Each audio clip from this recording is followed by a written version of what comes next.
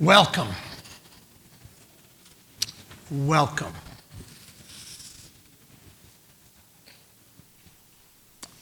We've gathered to celebrate. That's why I don't want to tone that down a little bit too much and stop it all from happening. Because that's what happens when we come to celebrate. I don't know if in this church family we make a lot of noise, and that's good. I'm sure you have in your families. It might have been a little downer for those with this past Thanksgiving for certain families. It might have been a little tougher. Christmas is going to be hard. And all the other things that happened within that first year of celebrating to one's life. We begin today by honoring and loving our Sue Winters. Sue was something else. How do you put it into words? I looked outside there and I looked at all the creativeness that was in this person talking to Kathy, saying, I can write a proposal, but I can't be a creative writer.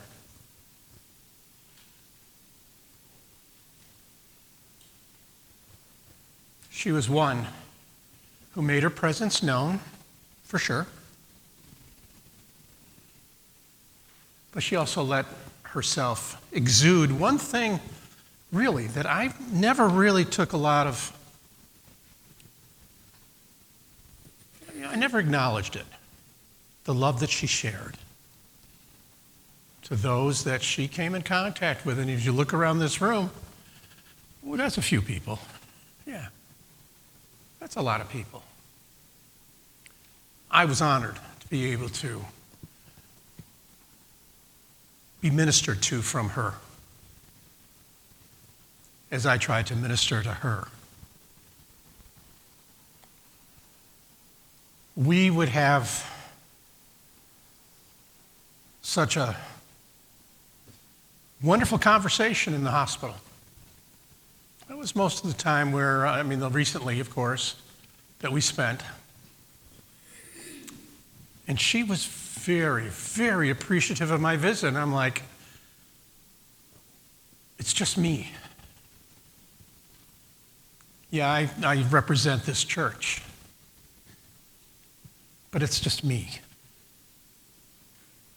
And to be honored such, it warms my heart and it makes me emotional. I think she had that away with people. But I tell you, it was always fun, like we said here, that she always made her entrance here on Sunday mornings when she came. And I'm not talking 5 minutes late.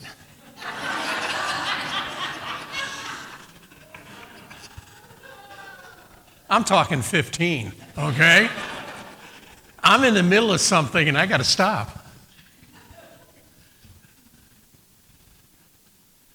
But I can still see her come in. That's the power that we have when we have memories of those whom we care about, that we love. Sometimes they get under our skin and they cause us to have some unfriendly feelings or unkind feelings. But it's those times that she touches us. And that's why we're here. That's why I'm glad that you have come this day to celebrate and to share your stories. That's what this is all about. I can't wait to hear from Jim, Kathy, Janet. Oh, I apologize. Sorry, Janet. You won't slap me around too much? Okay. Don't know if you heard that, but she said Mom told her to be nice. But the stories, we will listen, we will hear. Some of you will be part of them, I'm sure. And some of us just to have the honor of hearing them. So as we begin this worship, this time together, I'm going to invite you to kind of just relax a minute. I'm going to invite you to step back. I'm going to invite the Kotz family to come forward and offer us the first song, if you would, please.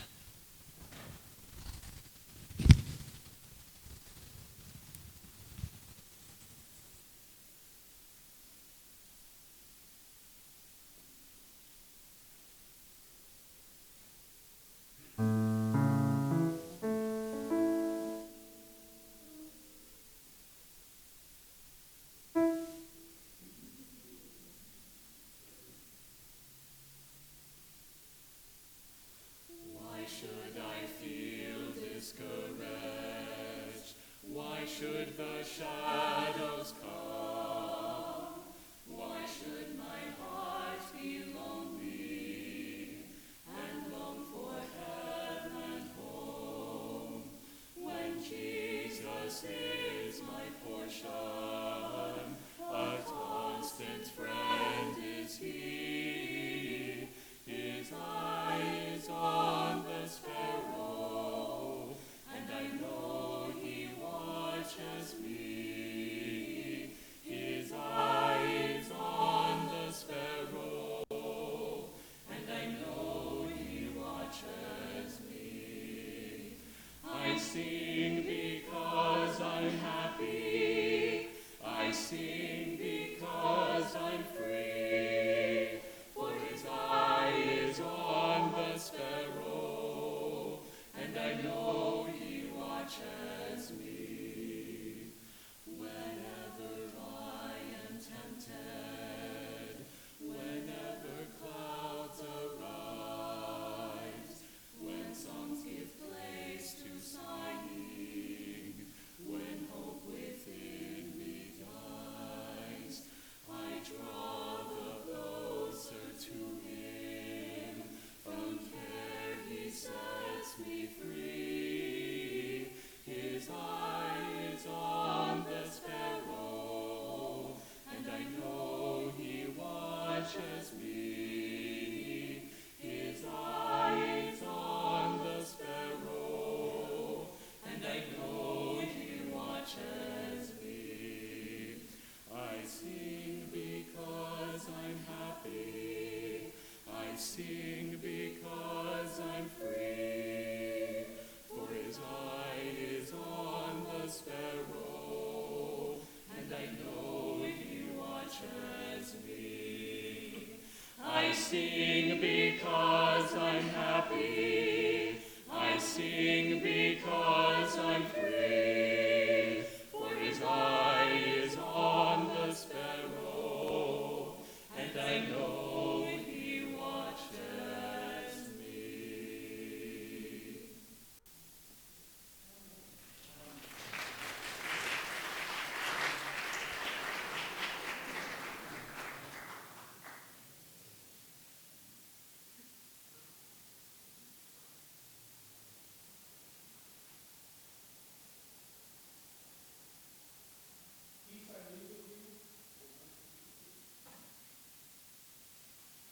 Peace I leave with you.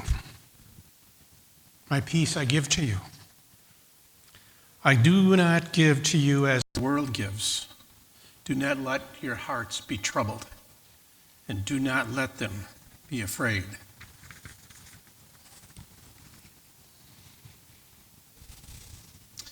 Today is the second Sunday of Advent. It is the Sunday of peace. We talked a little bit about that today. We had a discussion about that.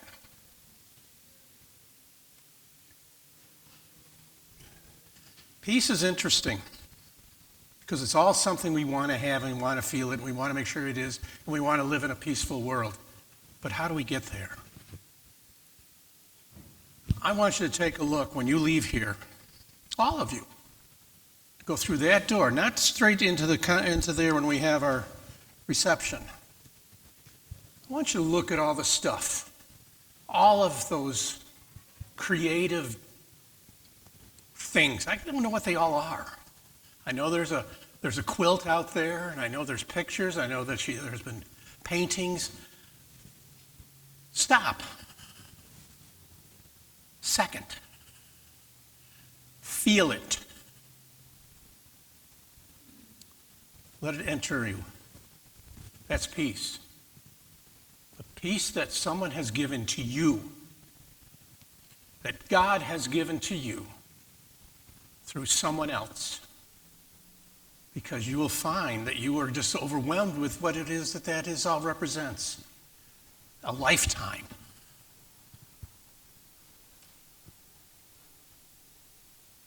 A lifetime.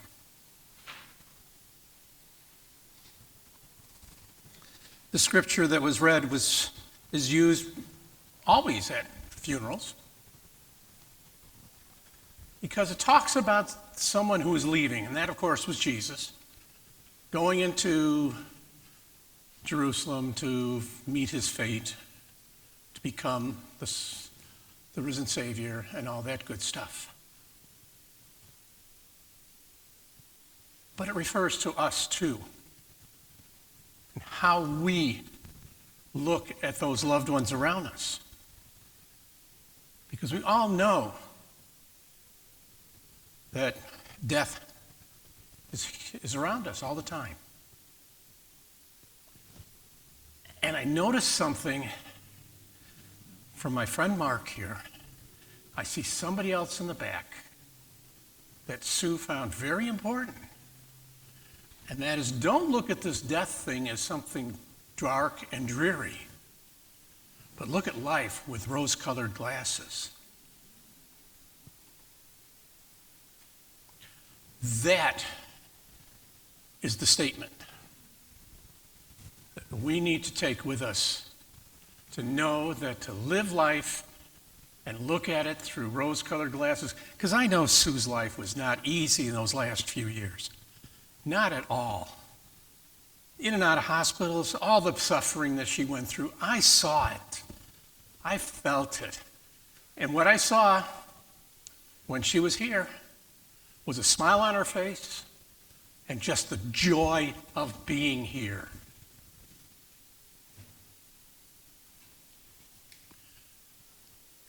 She was looking for people that she knew. She loved to have them around her.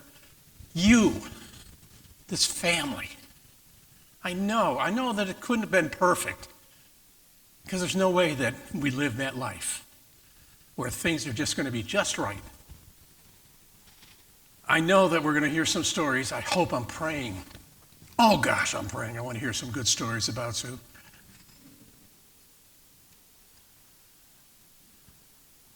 And I know these three will do that.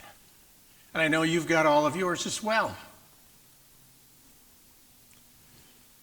But I tell you, this thing called peace,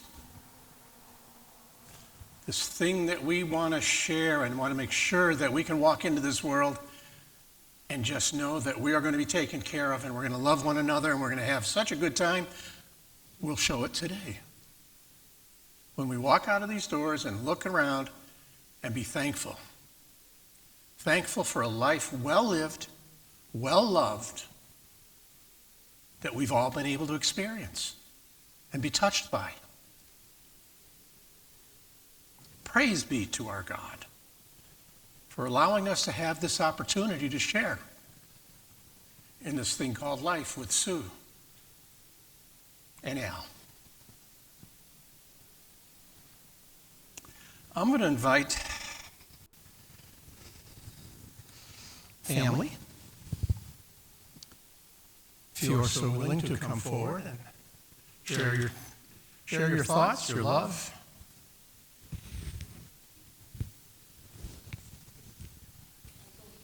You.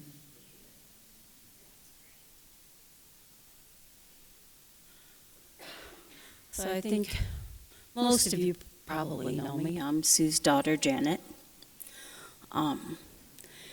And I'm here to celebrate my mom. I brought with me this was hers. Her mom made it for her when she was a little bitty girl. And it's been mended lots and lots of times. and it lives at my house now, and it's kind of fragile. But I have pictures of her with her 6 shooters on her side, and her hat, and her horsey. But Mom, she didn't want to grow up to be a cowboy. She wanted to grow up to be a horse.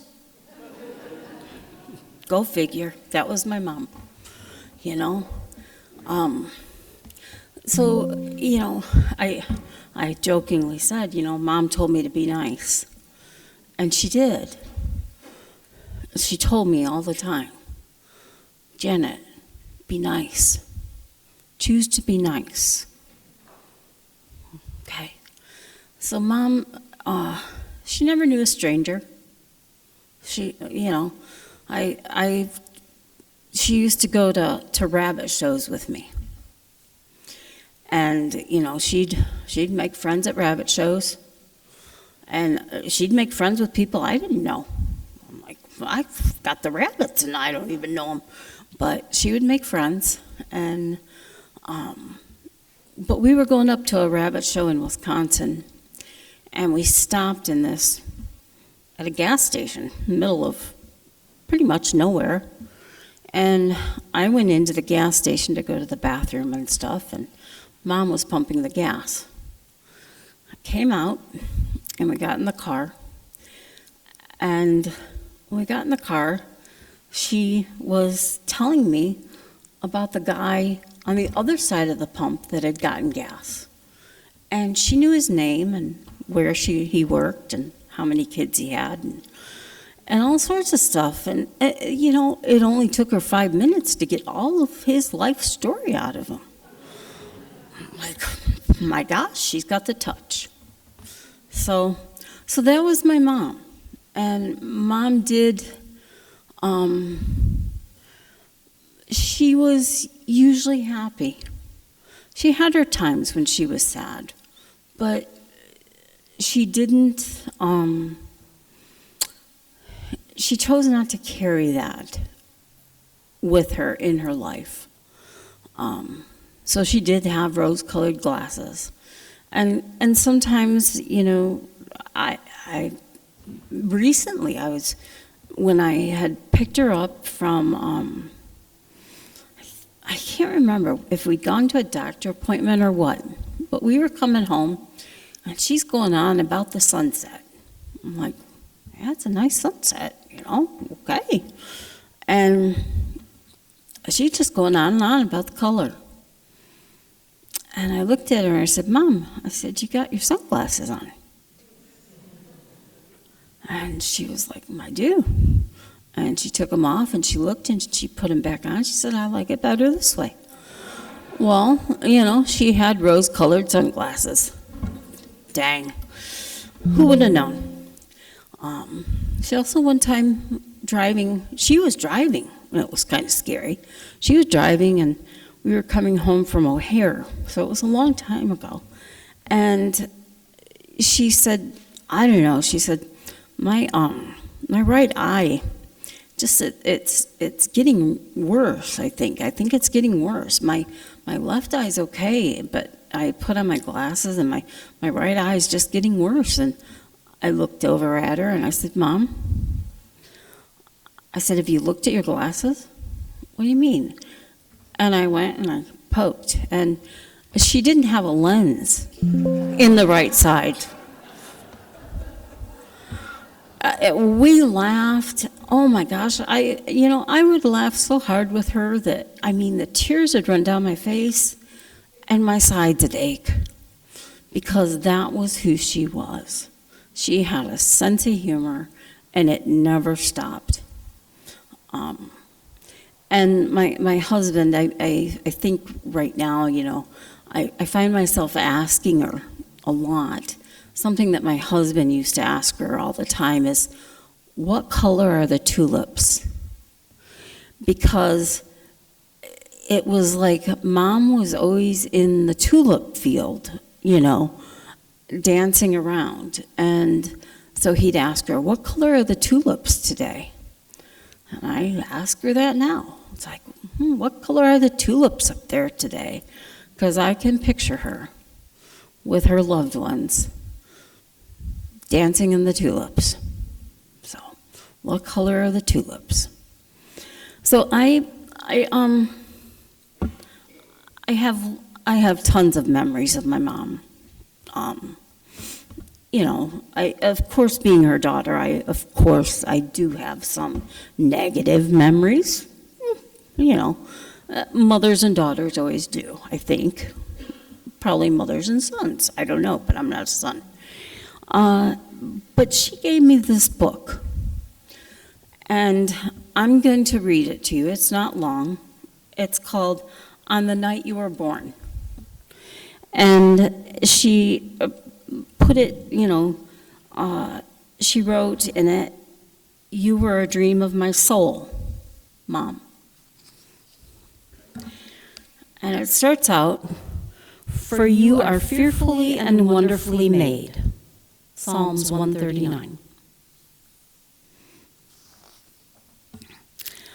On the night you were born, the moon smiled with such wonder that the stars peeked in to see you, and the night wind whispered, "Life will never be the same." Oh gosh, and it wasn't.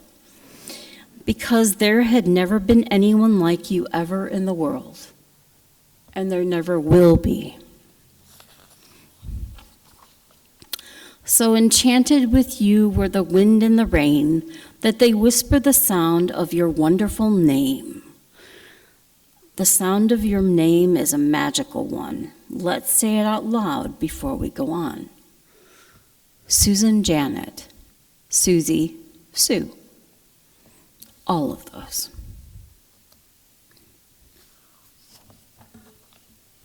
It sailed through the farmland high on the breeze, over the ocean, and through the trees. If I could turn the pages, we'd be doing great. Until everyone heard it and everyone knew of the one and only ever you. Not once had there been such eyes, such a nose, such silly, wiggly, wonderful toes. When the polar bears heard, they danced until dawn.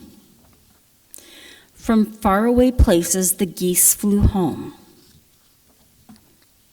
The moon stayed up until morning next day, and none of the ladybugs flew away. So whenever you doubt just how special you are, and you wonder who loves you, how much and how far, listen for geese honking high in the sky. They're singing a song to remember you by.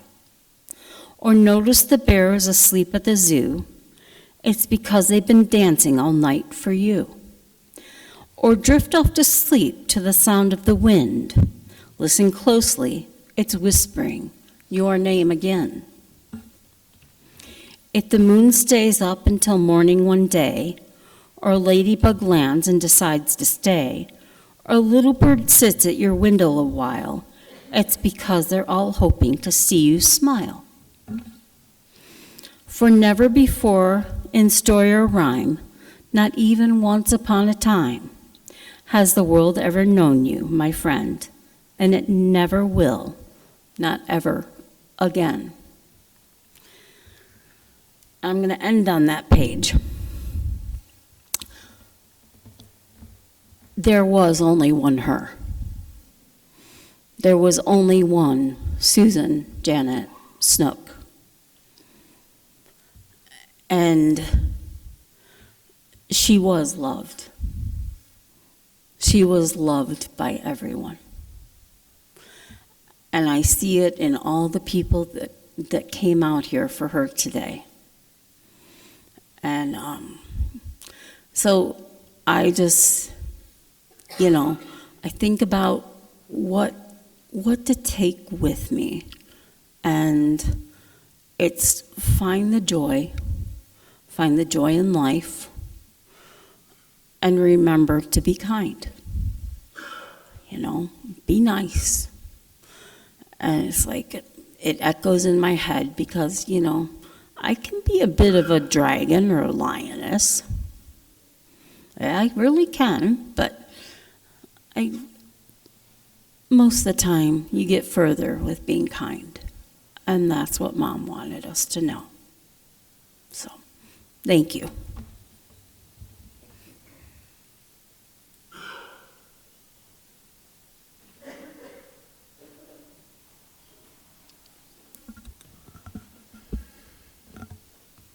First, a quick note on the dress code here. You saw my sister wearing the Cream Point Himalayan shirt with the Christmas stuff all around it. That is my mom to a T. Okay? She kind of could be a crazy cat lady, but Christmas and cats just go really well. And the other thing is, I wrote she did it off the top of her head. I wrote things down in a notebook.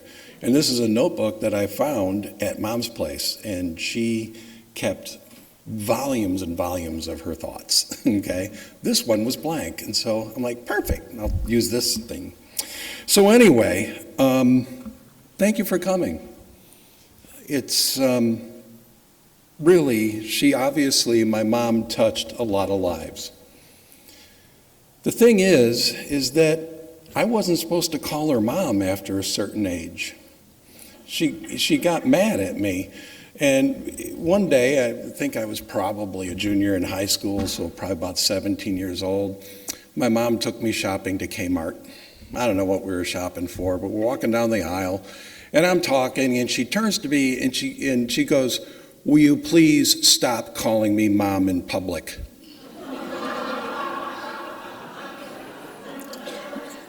She had me at 19 years old, and so she's being followed around. She's 36. She's being followed around by this 6'4", 17-year-old, and she's like, "You're too big and too old to call me Mom in public, no more." Okay, thanks, Mom.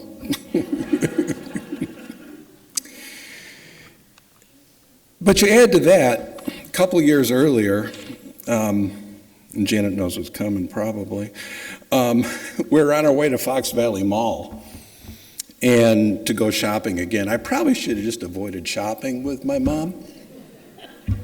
But we're on the way to Fox Valley, and I'm about 15 years old, and we were having a discussion, me and my mom, just having a discussion on the way to the mall. And at some point, and I assumed that I was telling her the error of her thoughts and her ways, as only a 15-year-old boy can do to a mom. And she turned to me and said, "You are a shithead."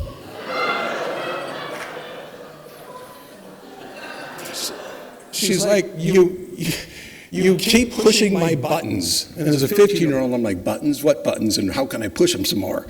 Yeah.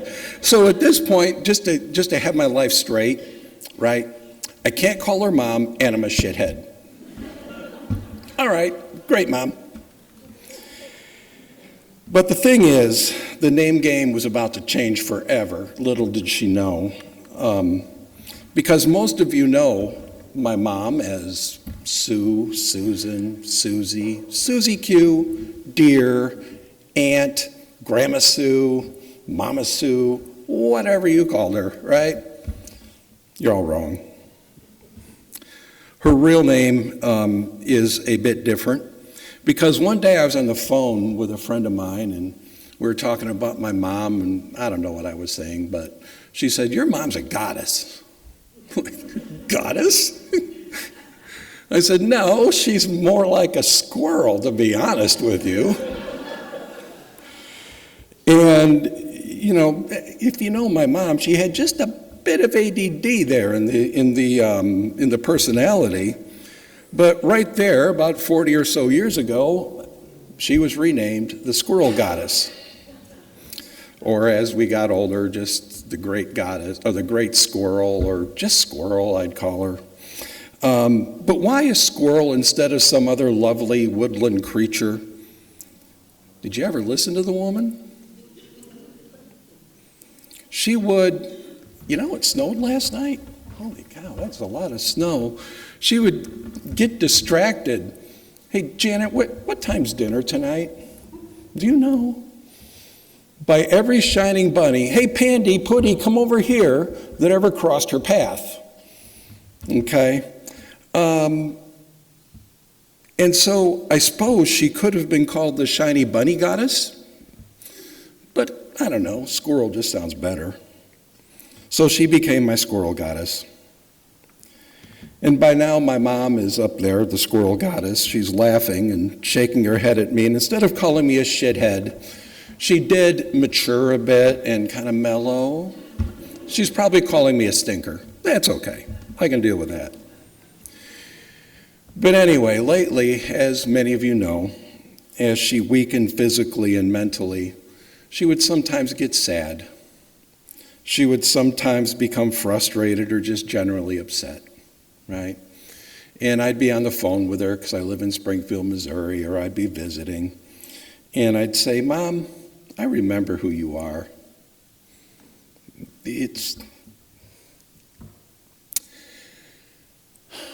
You're not this, right?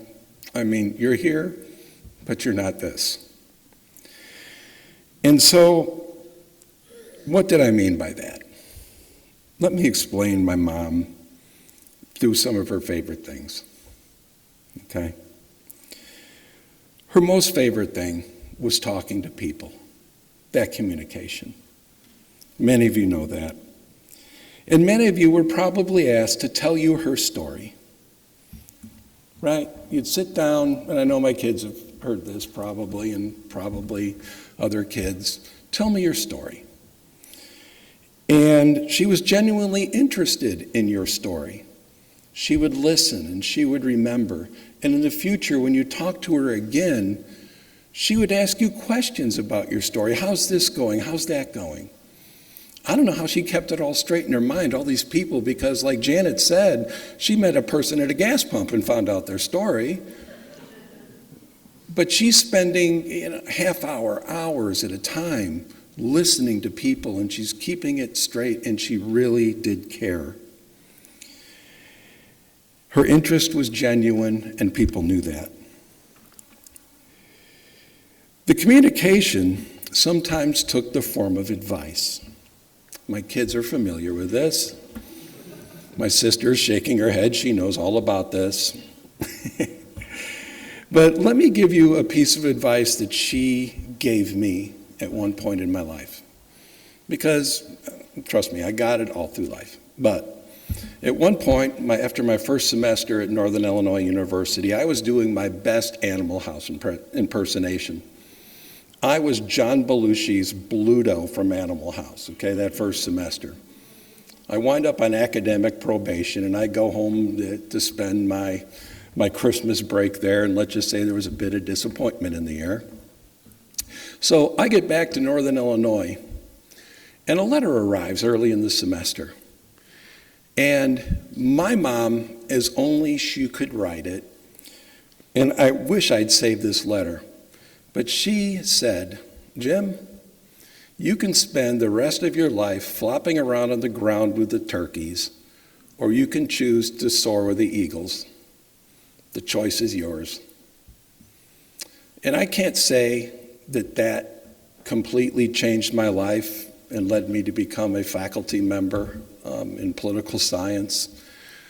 But it was a time that I remember really listening to my mom. And it's not like I became a straight A student immediately, but I probably got a 3.0 that next semester, and the rest carried on.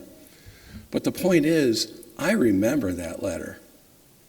I wish I had still had that letter, because at that point in my life, it really did matter.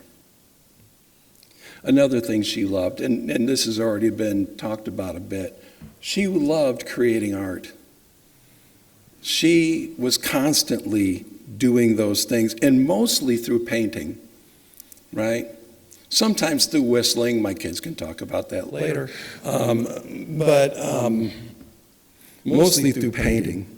And you think about the things she painted, over the years it changed. Because you can find her painting on like these old metal pitchers and bowls and such. I guess that's called toll painting. Okay, she did that in the 70s. And then it was kitchen tiles, houseboards, sweatshirts, greeting cards, canvases hanging on a lot of walls, including in this church. I was back in my old Sunday school room, because I did go to church here, I grew up here, and there's her paintings on the wall, and so her paintings are all over the place. And she also made quilts and jewelry. Now, as a kid, I'd be lucky because, and I remember one time I was homesick, and my mom was painting, and I got to spend like a couple days because it was close to Christmas, and she always had she always had orders that she was trying to get out.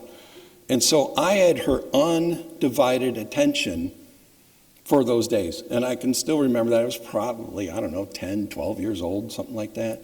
But it was great. And probably, if you went to Winter Haven, you probably at some point sat on the front porch with my mom or in the breakfast nook with my mom while she was painting, and you had a conversation with her, right?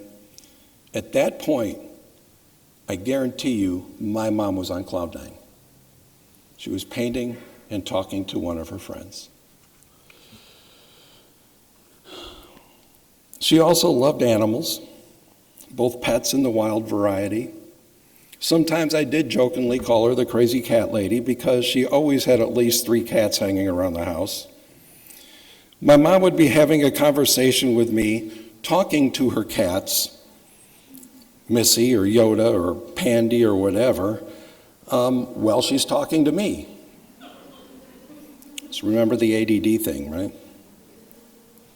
But her love wasn't limited to cats. My mom also had canaries. I had to list this. My mom also had canaries, chickens, bunnies, a small dog, lambs, how cute, that turned into sheep. I don't know why she didn't see that coming. And of course, a long-lost relative, she actually did have a pet squirrel. I think it was in the house for a while, wasn't it, Janet? Yeah, the squirrel was in the house at times even. Roxy was her name. Another thing she loved was travel and cherished those memories, especially was when she was with her soulmate, Alan. But that's not mine to talk about, okay? So I know Alan's going to mention that. And finally, while she loved all people, there was a special place in my mom's heart for her family and close friends.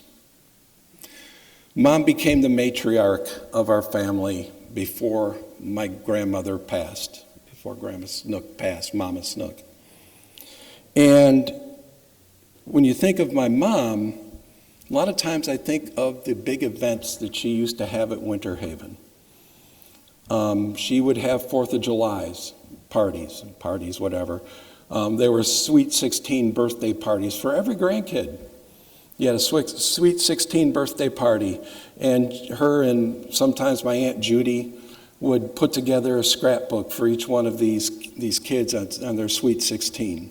And they all looked forward to that. And we always had our 4th of July parties. I also remember birthdays being very special events with my mom. And one of the things is when you walked into her place, Thanksgiving, Christmas, the first thing you were met with was this wall of great smells, right? Because she'd be cooking, and my mom was a great cook, okay? And I've got the physique to show it. We'd be, all these great smells would be coming out, and you'd walk in, and you'd have this beautiful table set. And she would really plan it all out. Now, I know in the background, probably the 2 hours before we got there, she was running around like a chicken with her head cut off. But when we got there, it was always an amazing experience. And she loved Christmas. And it was always, in my mind, kind of the perfect event. And not only holidays, but she also communicated quite a bit with family members.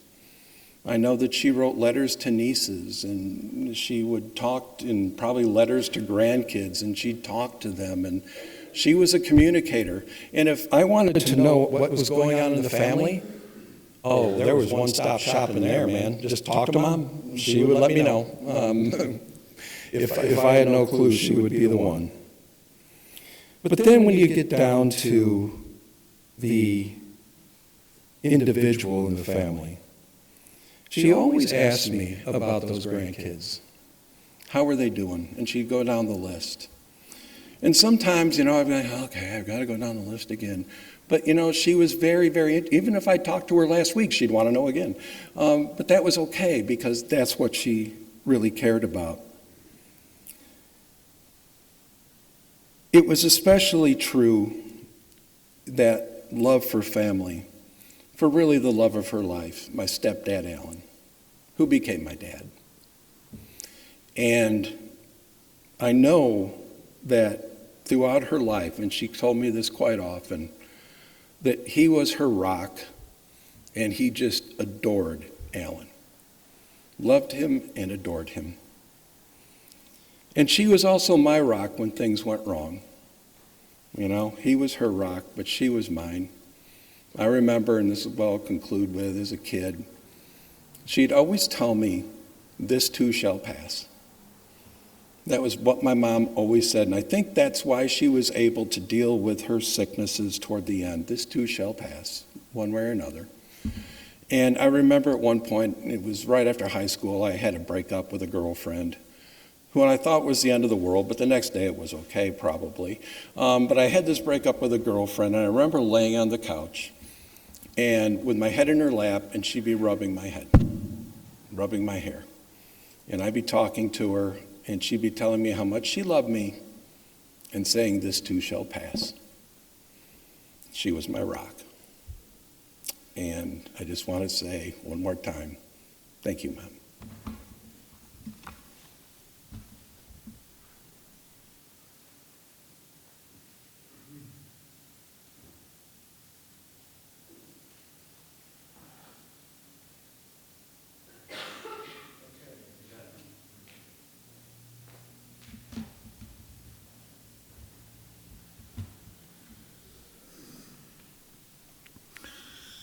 Wow.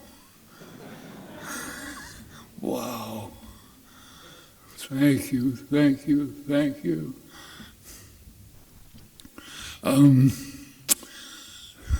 I'm celebrating not only Susan, but our marriage. It was a roller coaster marriage, I'll tell you. So many experiences, so many. And some of them, luckily, have been talked about because I got a whole list. so when I talk too long, raise your hands and I'll end it. I might mention that she had a good sense of humor. Her dad and her were just two people laughing. And her dad was an artist also, a sign painter, and her mom was a painter. She was talented too, and cooking, and so she learned all that stuff early on.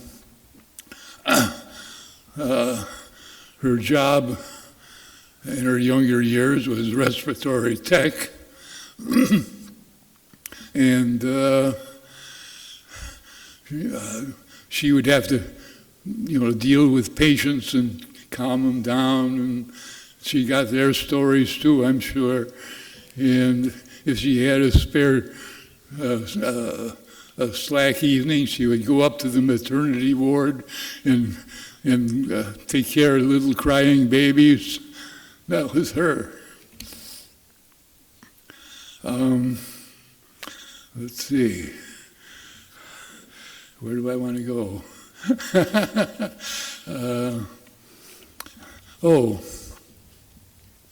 I'm known in the family.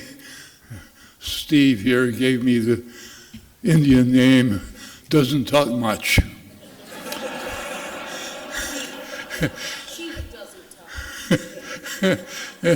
And I'm realizing that if it was up to me, I'd hardly have any friends. And I can't think of any of my friends now that weren't because of her. So I have so much to be thankful for having so many people in my life.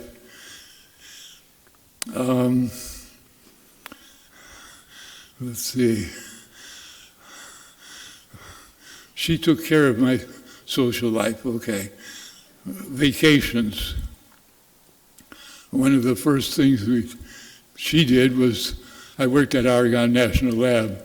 She called my boss, arranged a vacation for me. The day before we were supposed to leave, she says, "Hey, pack your bags, we're going to Hawaii."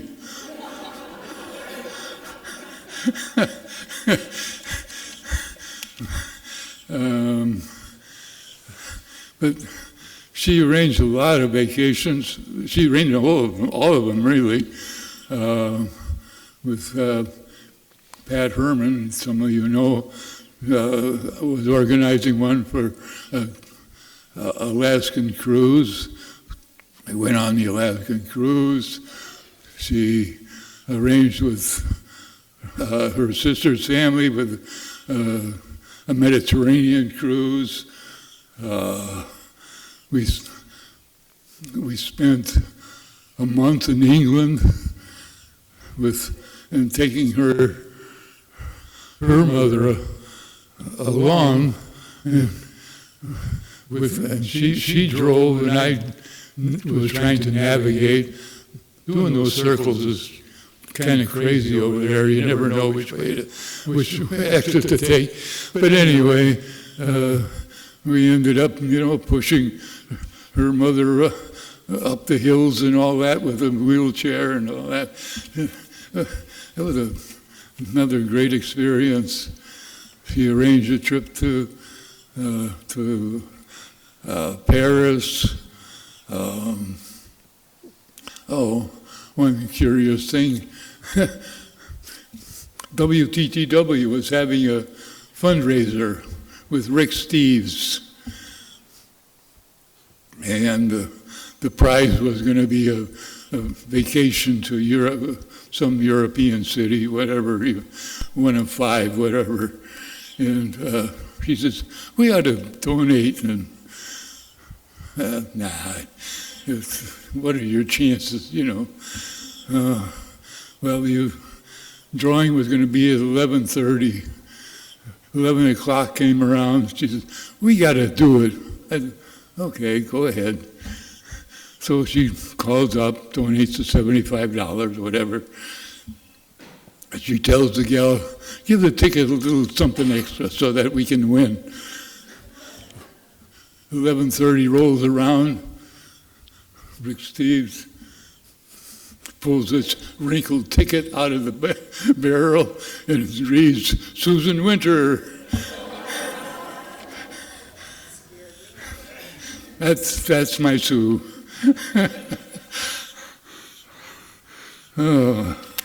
Let's see, what else do I want to talk about?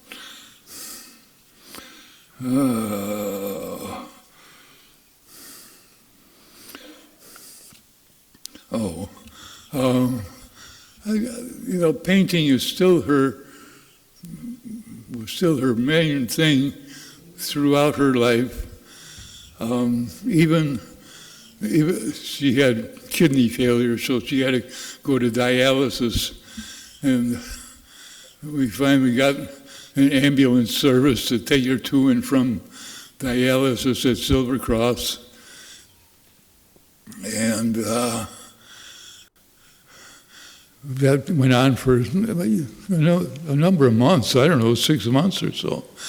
And anyway, a month after she died, a fellow from this ambulance service comes to the door with a bouquet of flowers and the card saying, "She was our favorite patient." It broke me up. I don't know what else I can talk about. Let's see, that hasn't been covered.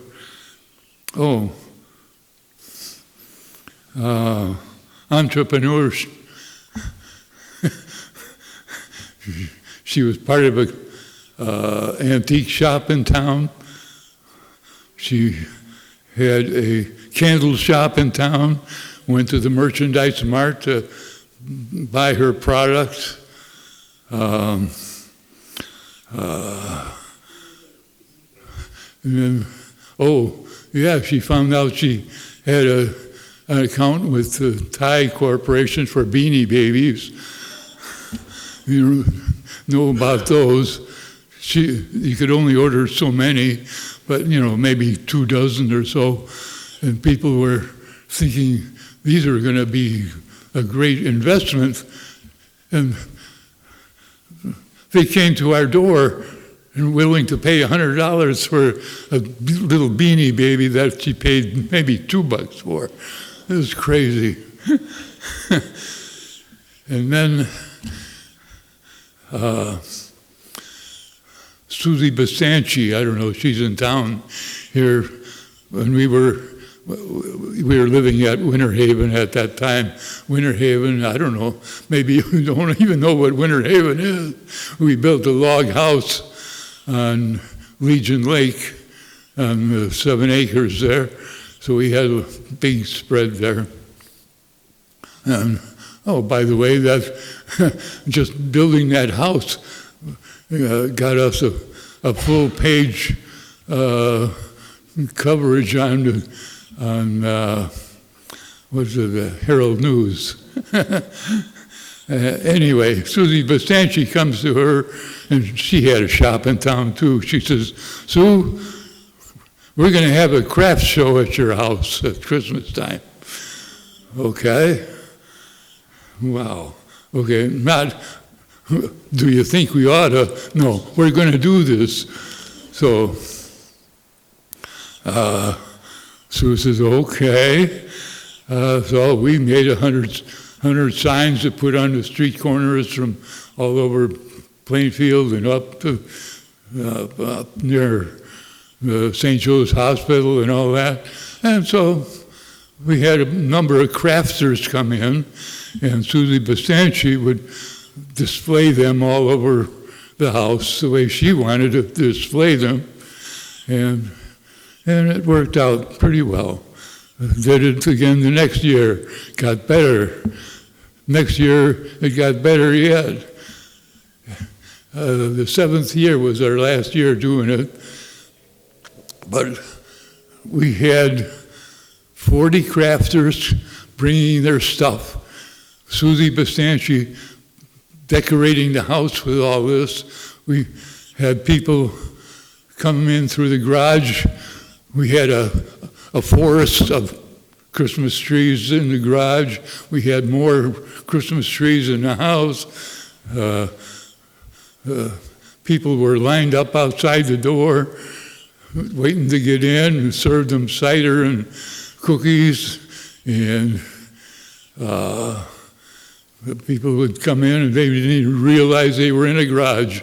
Anyway, and then through the whole house, they were shopping and even sometimes having 2 checkout lanes because there were so many people. And we had a parking attendant to help them park their cars and all that on our property. And so the last year, there were like 40 crafters, and we had 1,600 people come through our house on one weekend. And we sold, I think, over $60,000 worth of merchandise that the crafters had brought in. So it's been so many experiences. I'm so grateful that I married this gal.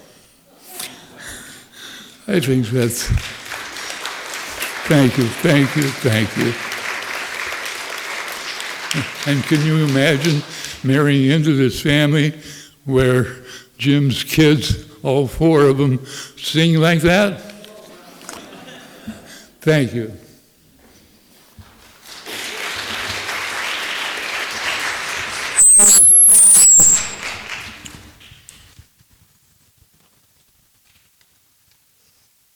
I didn't know he had that much talk in him. Honestly. That was awesome, Al.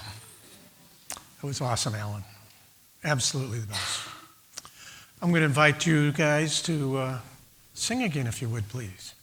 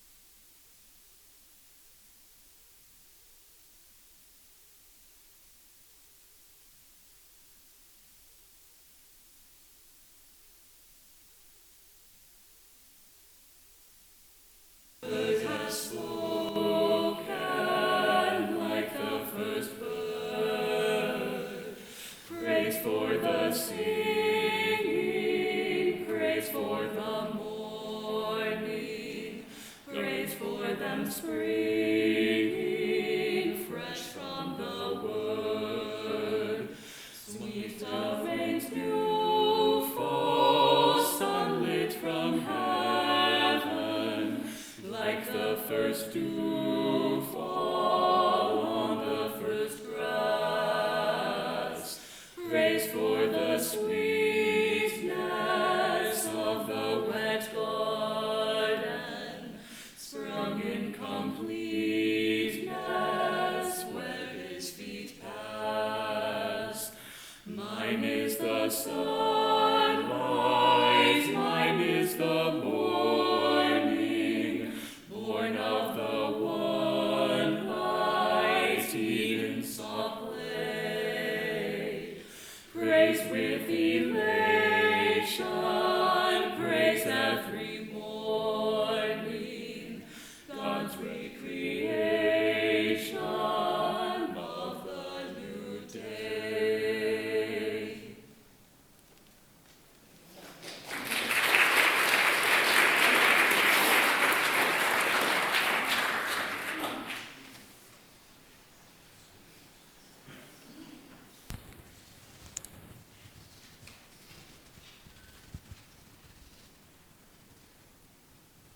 We have been blessed. I'm going to invite you now to, if you care to sit around a little bit. This recessional music that you will hear is something that was requested by Sue. I'm going to sit for a while. Thank you, family.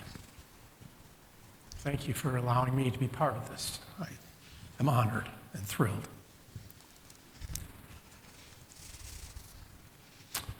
Now let your servant go in peace, O God. Your word has been fulfilled. Your eyes have seen salvation. What you have prepared for all of us is available. We know Sue is in your good hands, O God.